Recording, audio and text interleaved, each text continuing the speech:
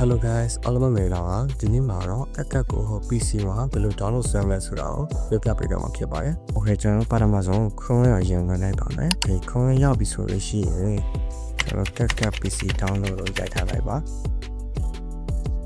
အဲ့ဒီရောက်ပြီဆိုလို့ရှိရင်ပေါ်ဆုံးမှာပြရတဲ့ကတ်ရဲ့ official website ကနေပြီးတော့ဝင်လိုက်ပါမယ် Okay ဝင်ပြီးလို့ရှိရင်ထပ်ရောက်ပြီဆိုတာနဲ့ download for free ဆိုတာလေးကိုနှိပ်ပေးလိုက်ပါဒီနေရာလေးမှာကျွန်တော်မှာတော့ download ပြီးသားဖြစ်တဲ့အတွက်ကြောင့်ဒီလိုမျိုးပေါ်နေတာပါတကယ်လို့မဟုတ်ဘူးဆိုလို့ရှိရင် auto download ကိုပြပေးပါနိုင်မယ်အဲ့ဒီချိန်ကြလို့ရှိရင် start ကိုနှိပ်ပေးလို့ရပါတယ်နောက် okay ကိုနှိပ်မယ်အဲ့ဒီချိန်ကြလို့ရှိရင်သူ auto download မှာဖြစ်ပါတယ်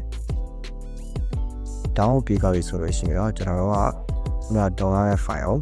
ကြည့်ပါဖြစ်တဲ့အတွက်ကြောင့် PC ကနေ download နဲ့ဝင်မယ် download နဲ့လေရော program လေးကိုဝင်လိုက်လို့ရှိရင်ဒီမှာကတ်ခုန download တဲ့ဟာလေးကိုတွေ့ပါမယ်အဲ့ဒီဟာလေးကိုကျွန်တော် run ရမှာဖြစ်ပါတယ်ဝေးဒီနေရာလေးမှာတော့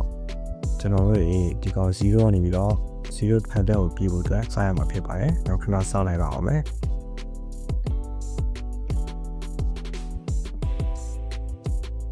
Okay ခုဆိုလို့ရှိရင် backup ကို install လုပ်ပြီးပါပြီဒီကောင် install ရဲ့ကြာချိန်ကတော့အနည်းဆုံး9မိနစ်ကနေပြီးတော့10မိနစ်လောက်ကိုယ့်ရဲ့ server ကိုတီးပြီးပွားလိုက်ရပါတော့အခုဆိုလို့ရှိရင်သူက install ပြီးရတဲ့ကိုယ့်ရဲ့ PC မှာဒီ software ကိုရနိုင်မလားမရနိုင်ဘူးလားဆိုတဲ့ဟာကိုတစ်ခါနဲ့ test လုပ်ပေးပါတယ်ဒီမှာဆိုလို့ရှိရင် your computer can run က smoothly တော့သူက AC run လို့ရတယ်လို့ပြောထားတဲ့ပုံစံပါကောင်နှိပ်ပေးလိုက်ပါမယ်ဒါဆိုလို့ရှိရင်တော့ဒီကောင်ကတော့ကရဲ့ interface ထဲကိုရောက်သွားပြီဖြစ်ပါတယ်ဒါဆိုရင်တော့ကျွန်တော်တို့ backup ကို install လုပ်ပြီးသွားပြီပေါ့နော်ကိုယ်တိုင်နဲ့ license ကြည့်လို့ရပါတယ်တခုခုမသိတာရှိလို့ရှိရင်လည်းကျွန်တော်ကိုနားမေးလို့ရပါတယ်အားလုံးပဲ save ရပါစေခင်ဗျာ